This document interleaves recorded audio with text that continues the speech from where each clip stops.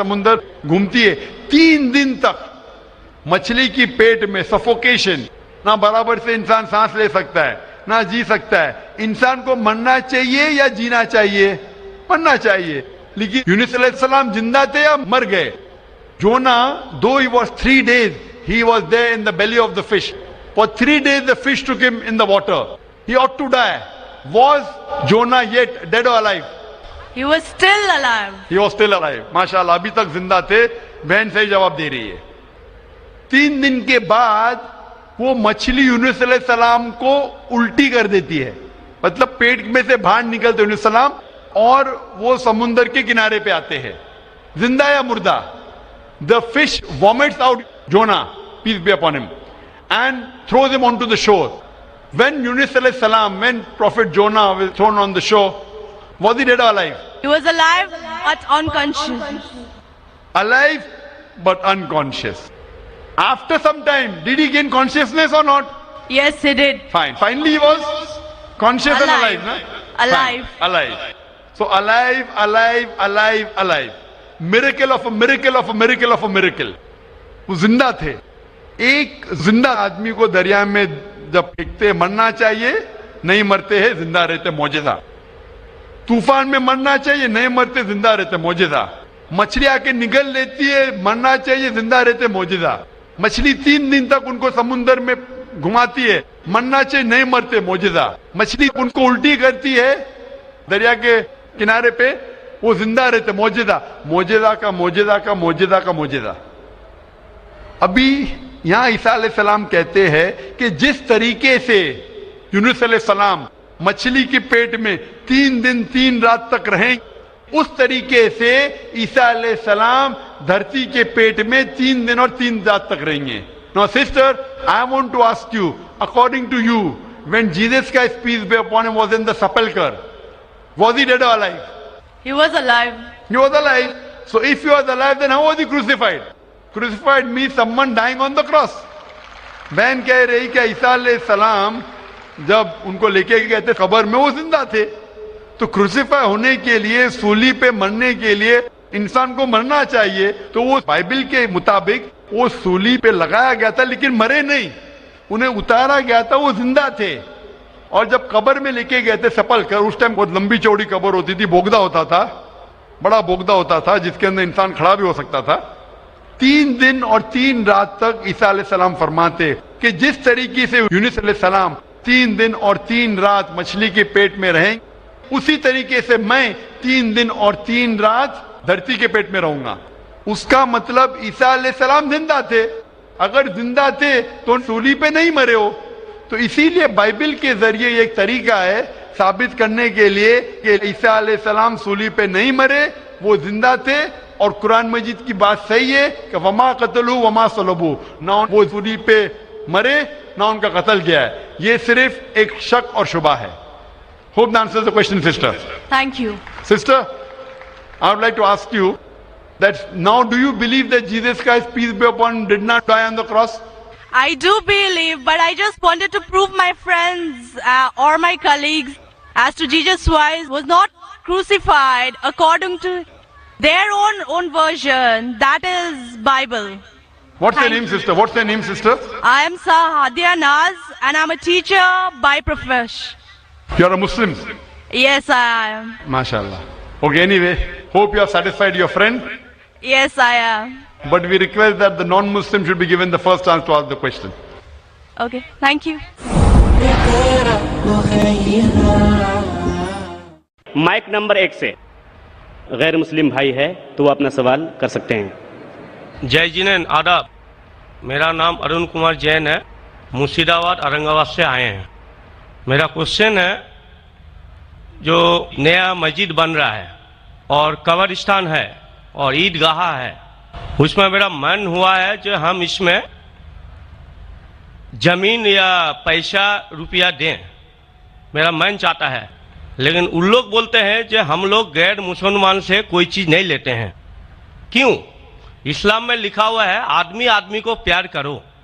भाई का सवाल है कि वो चाहते हैं कि मस्जिद बनाने के लिए अपनी ज़मीन दे ईदगाह के लिए, और मुसलमान कहते हैं कि हम गैर मुसलमान की मदद नहीं लेते, क्यों?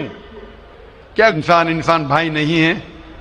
भाई साहब, गैर मुसलमान की मदद लेना इस्लाम में हराम नहीं है, लेकिन कुछ शरायत है कुछ चीजों के लिए। मिसाल के तौर पे मस्जिद बनाने के लिए कुछ शर्त है। मस्जिद बनाने के लिए एक मुसलमान अपनी ज़कात का पैसा भी नहीं दे सकता है। ज़कात एक मुसलमान के लिए फर्ज है कि वो 2.5% अपनी बचत का, हर कमरी साल वो 2.5% अपनी बचत का जो निसाब के ऊपर है, 85 ग्राम सोने के ऊपर है, उसे ज़कात देना चाहिए।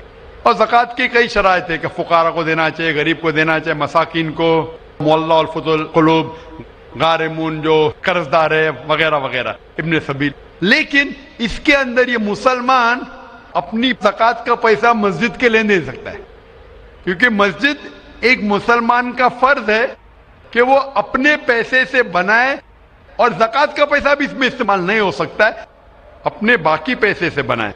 ज़कात का पैसा की कैटेगरी लिखी गई है सूरह तौबा में, सूरा नंबर 9 आयत नंबर 60 में, कि ये 8 कैटेगरी को आप ज़कात का पैसा दे सकते हैं, मस्जिद बनाने के लिए नहीं।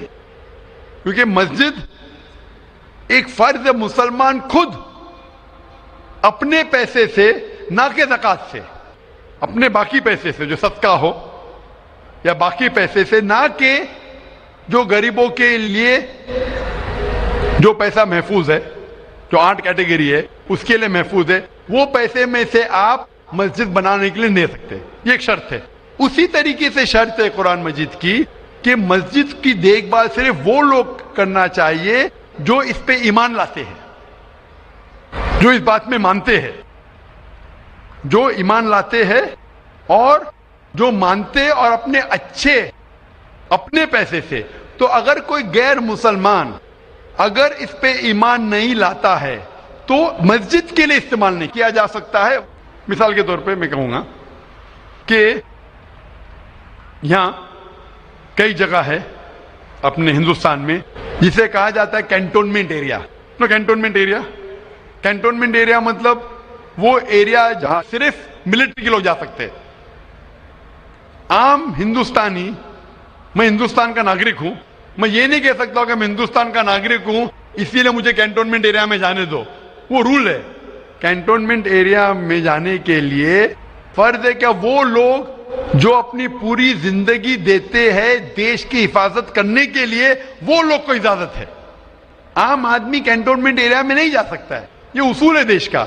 उसी तरीके से जो लोग ईमान लाते हैं मजहब पे और ज़कात के अलावा अपनी बाकी आमदनी के पैसे से मस्जिद बना सकते हैं।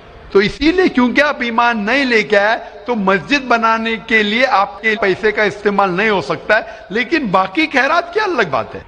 अगर आप किसी को पैसा देते हैं, किसी को तालीम के लिए, मुसलमान को, तो हराम नहीं कि मुसलमान गैर मुसलमान का पैसा नहीं ले सकता है। सिर्फ मस्जिद के लिए शर्त है।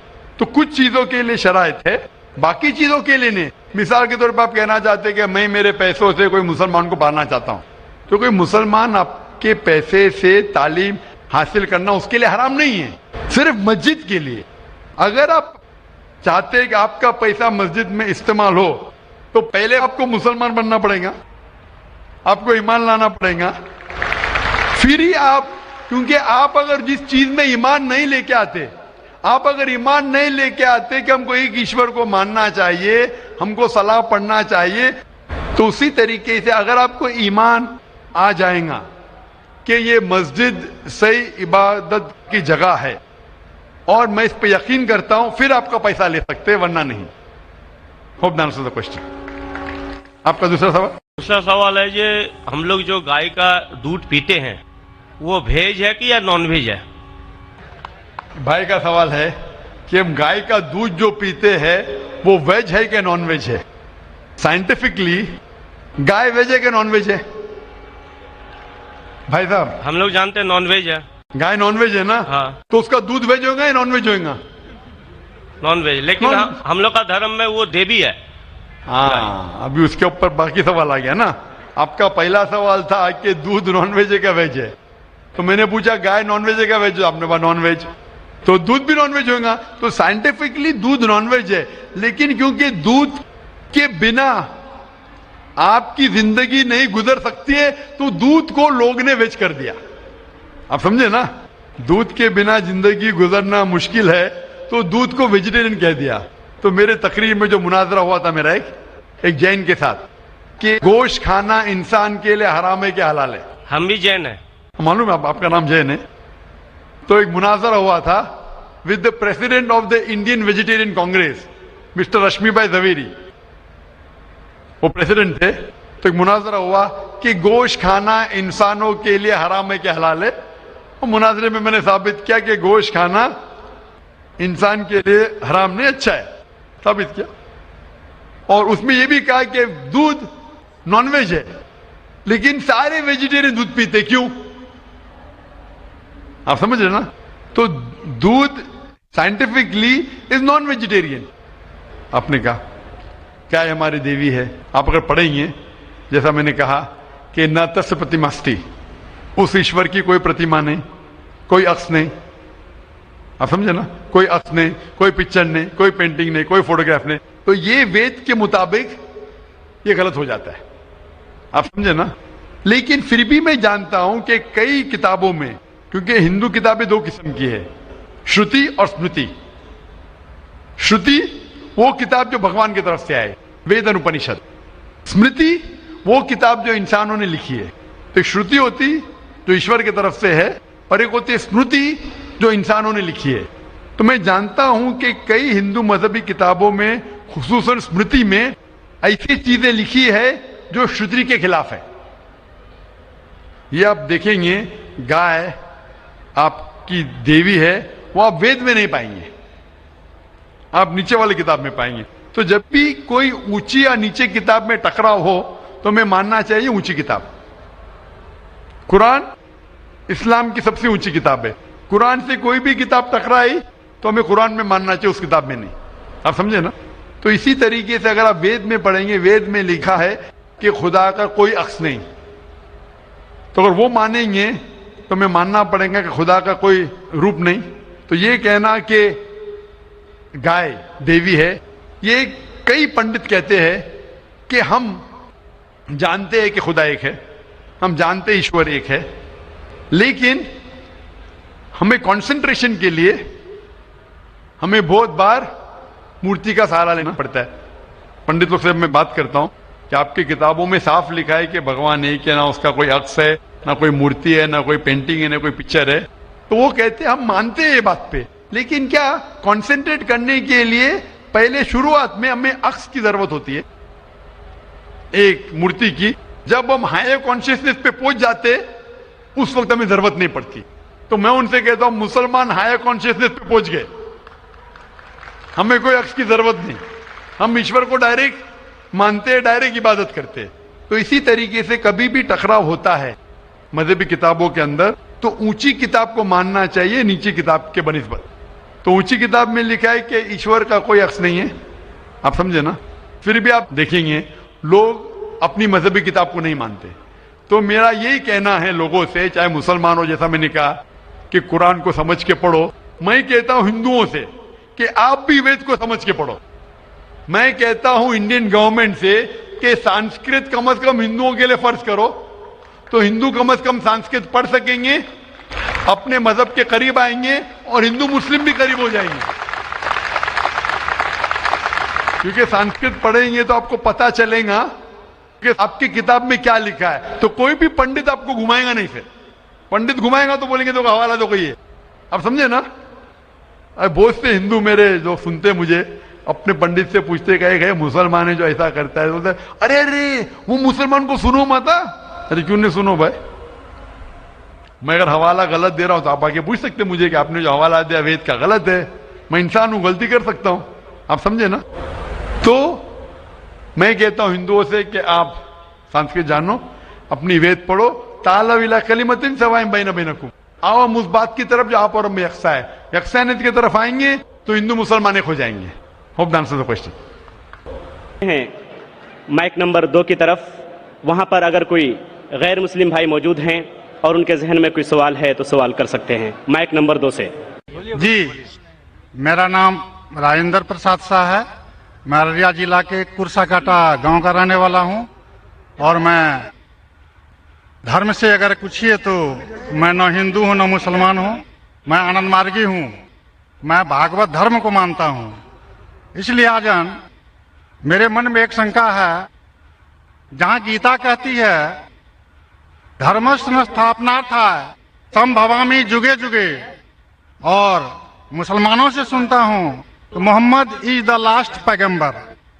मेरा शक है कि परमात्मा अल्लाह की सृष्टि इनफिनाइट वेव्स में चल रहे हैं, तो इनफिनाइट समस्याएं आगे आएंगी।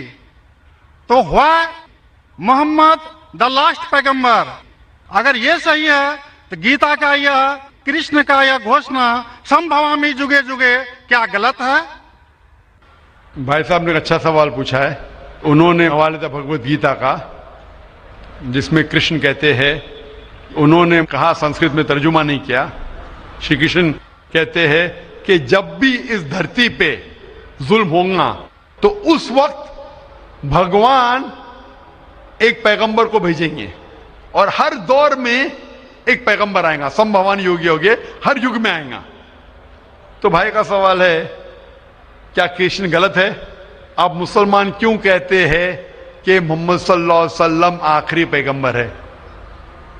भाई साहब, सबसे पहले हम कहते हैं मोहम्मद सल्लल्लाहु अलैहि वसल्लम आखिरी पैगंबर है क्योंकि यह कहा गया कुरान मजीद में, सूरे आज़ाब में, सूरा नंबर 33 आयत नंबर 40 में कहा गया, मा काना मुहम्मदुन अबा अहदिम मिन रिजालिकुम वलाकिन रसूलुल्लाह व खातिमुन नबीय्यीन व काना अल्लाहु बिकुल्लि शैइन अलीमा। कि मोहम्मद सल्लल्लाहु अलैहि वसल्लम आप लोगों में से किसी के वालिद नहीं हैं, लेकिन खातिमुन नबीय्यीन है, आखिरी नबी है। क्योंकि कुरान मजीद में कहा गया है कि मोहम्मद सल्लल्लाहु अलैहि वसल्लम आखिरी नबी है, हम इस पे यकीन रखते हैं। जहां तक कि आपने कहा श्री कृष्ण, मैं श्री कृष्ण की बात को मानता हूं कि जब भी इस धरती पे गलत काम होंगे उस वक्त खुदा एक पैगंबर को भेजते हैं और हर दौर में एक पैगंबर भेजेंगे। बिल्कुल गलत नहीं है, आपको समझने में गलती हुई। क्योंकि जब आप पढ़ेंगे भगवत गीता, भगवत गीता को कहा गया है कि ये वेद का निचोड़ है, it is the nectar of the Veda, Veda का निचोड़ है। और जब आगे आप पढ़ेंगे, लिखा हुआ कल्कि पुराना में, कल्कि पुराना में लिखा है, कल्कि पुराना चैप्टर नंबर 2 श्लोक नंबर 5, 7, 11, 15 में लिखा है कि एक कल्कि अवतार आएंगे जो कल युग में आएंगे और कल युग आखिरी युग होगा, और ये कल्कि अवतार लोगों को सही रास्ता दिखाएंगे।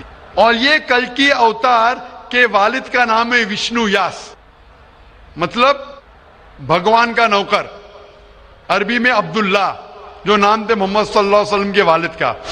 उनके वालिदा का नाम होगा सुमति, सुमति मतलब अमन, शांति। अरबी में होगा आमिना, जो नाम था मोहम्मद सल्लल्लाहु अलैहि वसल्लम के वालिदा का नाम। वो पैदा होंगे अमन के शहर में जो है मक्का। वो पैदा होंगे ऐसे खानदान में जो उस शहर के चीफ होंगे। हम जानते हैं मोहम्मद सल्लल्लाहु अलैहि वसल्लम कुरैश खानदान में पैदा हुए। उनके 4 करीब दोस्त होंगे। हम जानते हो 4 खुलफा राशिदीन है, हजरत अबू बकर, हजरत उमर, हजरत उस्मान, हजरत अली रज़ियल्लाहु अन्हु। अल्लाह सुब्हानहू व तआला की रहमत सब पे हो। उनको सबसे पहली वही मिलेंगी एक गार में, एक केव में। हम जानते हैं मोहम्मद सल्लल्लाहु अलैहि वसल्लम को सबसे पहले वही मिली गारे हिला में। उनको रात के बाद सबसे पहले वही आएंगी। वो he will migrate northwards and come back. और मोहम्मद सल्लल्लाहु अलैहि वसल्लम मदीना में हिजरत की और फिर से वापस मक्का लौटे। ये सारी निशानियां जो लिखी है कल के अवतार के बारे में, वो हूबहू उतरती है मोहम्मद सल्लल्लाहु अलैहि वसल्लम पे। हर युग में एक अवतार आएगा, आखिरी युग होगा कल युग। ये कल युग है भाई साहब।